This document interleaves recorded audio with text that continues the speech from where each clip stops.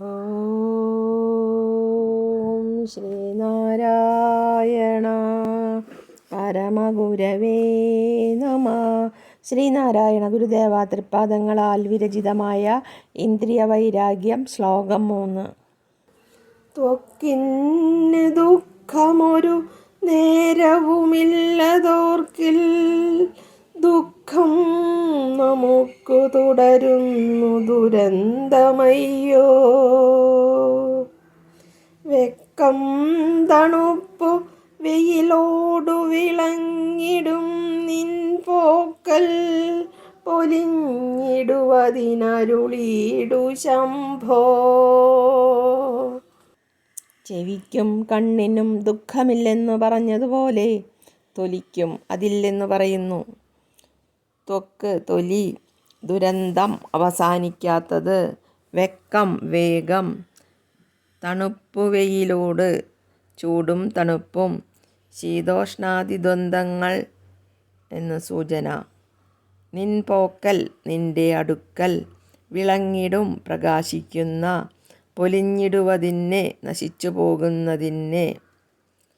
തൊലിക്ക് ഒരു സമയത്തും ദുഃഖമില്ല. ഓരോ ഇന്ദ്രിയാനുഭൂതിയും ഉണ്ടാകുന്ന ആൾക്കാണ് ദുഃഖം, അതത് ഇന്ദ്രിയങ്ങൾക്കല്ല. അതോർക്കുമ്പോൾ എനിക്ക് ദുഃഖം ഉണ്ടാകുന്നു. ഇത് അവസാനമില്ലാത്തതാണ്. കഷ്ടം. പ്രകാശിച്ചു കൊണ്ടിരിക്കുന്ന നിന്റെ അടുക്കൽ ചൂട് തണുപ്പ് മുതലായ ദ്വന്ദ്ങ്ങൾ വേഗം നശിച്ചു പോകുന്നതിന് ശംഭോ നീ അരുൾ ചെയ്യുക. ഇന്ദ്രിയങ്ങൾക്ക് ദുഃഖം ഉണ്ടാകാത്തതുകൊണ്ടാണ് അവ പലതരം പ്രവൃത്തികളിലും ഏർപ്പെടുന്നത്. ഫലം ഇന്ദ്രിയങ്ങളുടെ ഉടമയ്ക്ക് അവസാനിക്കാത്ത ദുഃഖം ശിവനെ പ്രാപിക്കുന്നതോടെ ദുഃഖത്തിന് അവസാനമുണ്ടാകും. മാറി മാറി ശീതം ഉഷ്ണം എന്ന വിപരീത സ്പർശങ്ങളുണ്ടാക്കി ബോധസ്വരൂപനായ ആത്മാവിനെ വിഷമിപ്പിക്കുകയാണ് ത്വക്കിന്ദ്രിയത്തിൻ്റെ ജോലി. ചൂടോ തണുപ്പോ അല്പം കൂടിയാൽ അസഹ്യമായിത്തീരുന്നു. ജഡമായ ത്വക്കിന്ദ്രിയത്തിന് അതുകൊണ്ട് ഒരു ദുഃഖവുമില്ലെന്ന് സ്പഷ്ടമാണ്. ദുഃഖിക്കുന്നത് മുഴുവൻ ആ ഇന്ദ്രിയത്തെ ആശ്രയിക്കുന്ന ബോധസ്വരൂപനായ ആത്മാവാണ്. ജഡമായ ഇന്ദ്രിയമെന്ന ഉപകരണത്തെ ആശ്രയിക്കുന്നതുകൊണ്ടാണ് ദുഃഖം ആത്മാവിന് വന്നു ചേരുന്നതെന്നും സ്പഷ്ടമാണ്. ഉപകരണം ഉണ്ടാക്കുന്ന ദുഃഖം ഇല്ലാതാക്കാൻ ഒരു വഴിയേയുള്ളൂ. ആശ്രയിക്കുന്നയാൾ ഉപകരണ ഇന്ദ്രിയത്തിൽ നിന്നെങ്ങനെ ഒഴിഞ്ഞു മാറാൻ കഴിയും?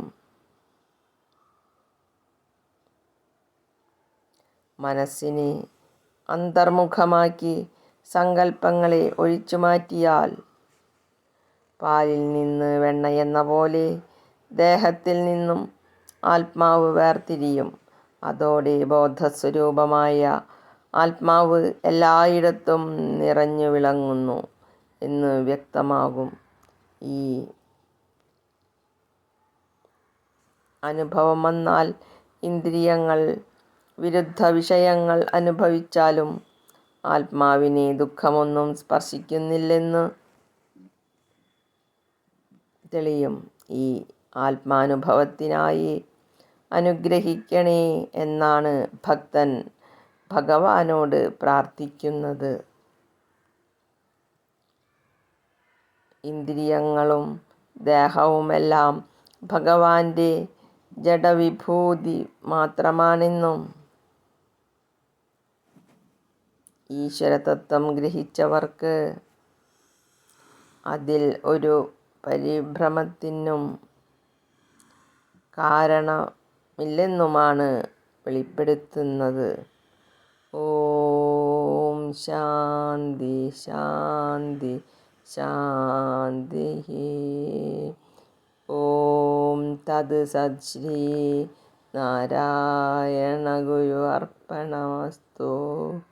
ഓം